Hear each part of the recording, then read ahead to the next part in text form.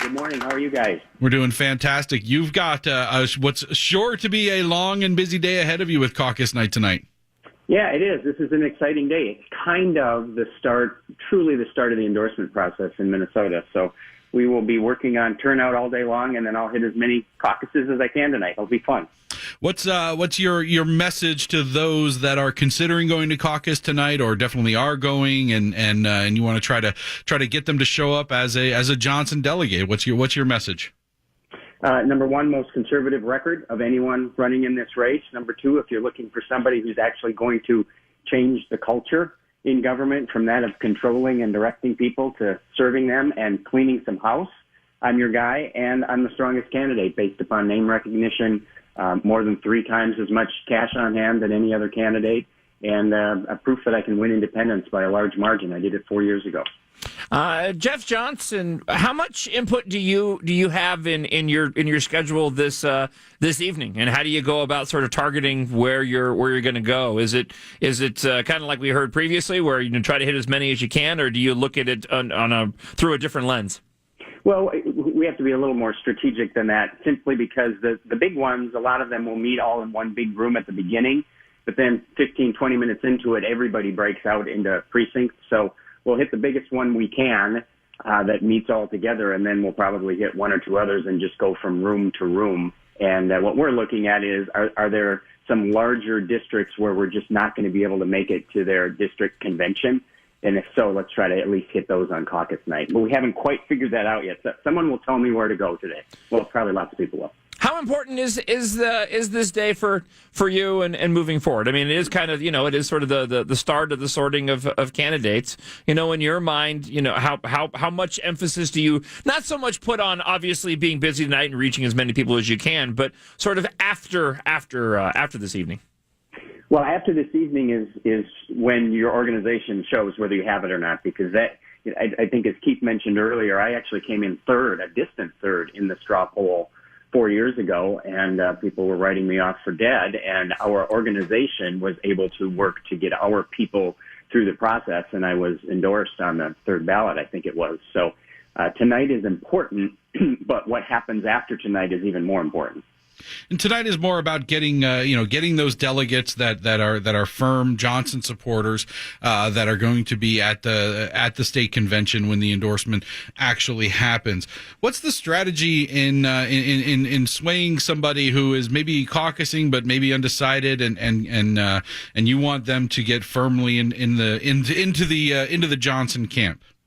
It's hard work. I mean, after tonight, we start getting the lists in of who was elected at caucus night to their district conventions or their county conventions. And, I will travel around the state and sit on the phone, probably 10, 12 hours a day when I don't have county meetings, and talk to them. I mean, you can't send mail and get this job done. You actually need to talk to these people, every single delegate, either in person or over the phone, and many of them multiple times, because they take their jobs very seriously, as I always do as a delegate and have for years, and they do their homework, but they actually want to be able to ask you questions directly. They don't want to just read about you on your website or hear from people on Facebook.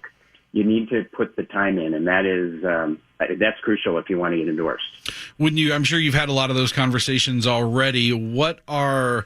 What's been the most vocalized concerns from potential delegates so far when it comes to getting them to hop off of the undecided fence?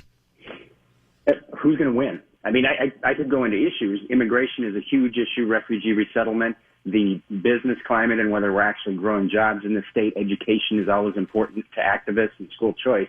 But for many of them, what it comes down to, as long as they are comfortable that you are conservative and that you're actually going to get in there and change things, which most of them are with me, the question then becomes, who's the strongest candidate? Because we have to win in November. We cannot handle 4 or even 8 more years of what's going on right now in Minneapolis or in Minnesota, or we'll be well on the road to California or Illinois. So that is what a lot of people want to talk about. A lot of delegates want to talk about why are you the strongest candidate? And I think I've got a pretty good answer to that.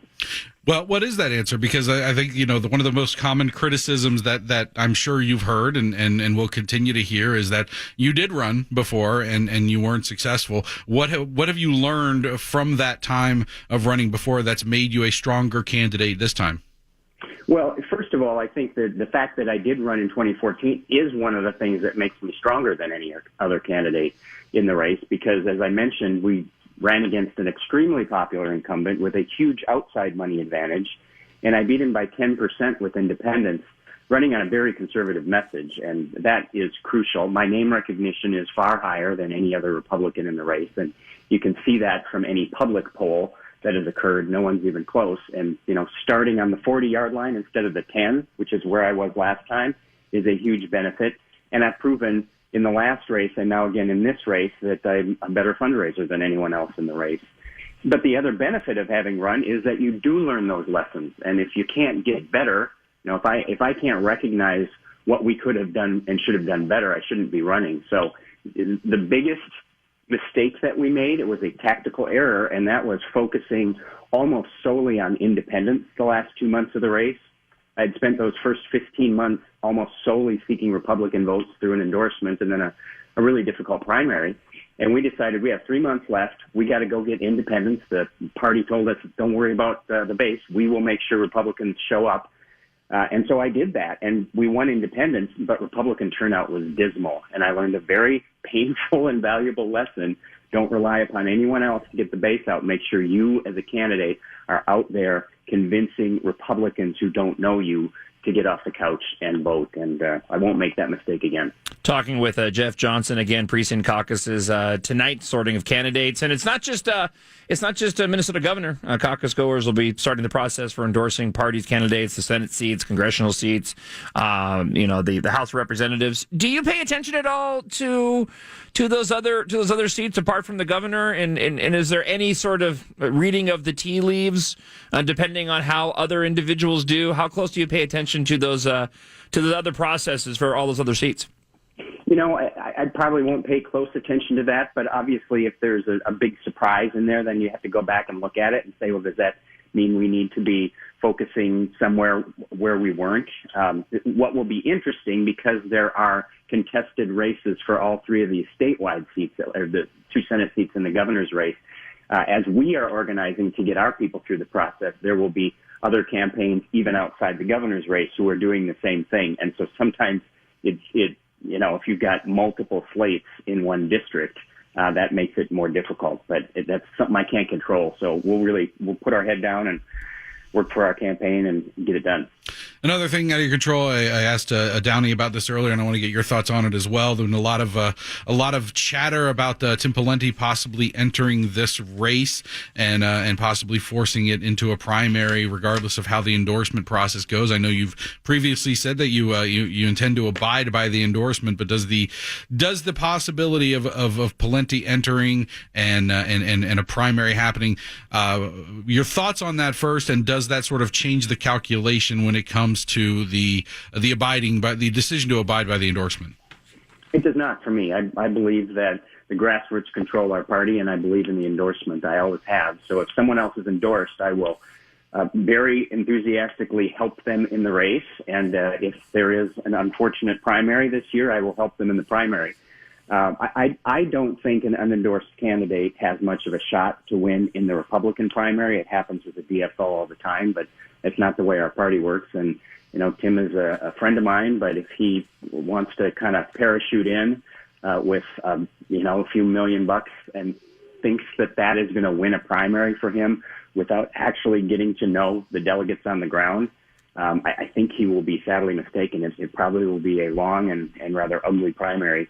But I will tell you, it's been, I think, 16 years since he last sought an endorsement aggressively. I am happy to bring him around and introduce him to the Republicans around Minnesota that he doesn't know. With a couple minutes left, last message for those that are considering going to caucus tonight, or those that are going. What's your final message to them before the process begins tonight? And give out your website where people can get more information and get involved. Sure, it's johnsonforgovernor.org, and you can find everything you need to know there. And I really encourage people, regardless of who you're supporting, to get out to caucus. We have a wonderful, unique system here. I would love your support in the straw poll because it is the first step in choosing our candidate. And what I would say is if you're looking for somebody who has a record of actually upsetting the apple cart, not just going along to get along, but taking conservative ideas and changing them, and someone who will actually clean some house in our state agencies like the DNR and the PCA and the Department of Commerce and the Met Council will actually eliminate the Met Council, then I'm your guy, because we are not going to solve many of the problems that we have in Minnesota until we fundamentally change the attitude and the culture in our state government. Jeff Johnson, good luck tonight. Thank you so much for giving us some time, and I wish you all the best and all the success this evening. Thank you, guys. Take care. We'll be talking with Pete Hegseth from Fox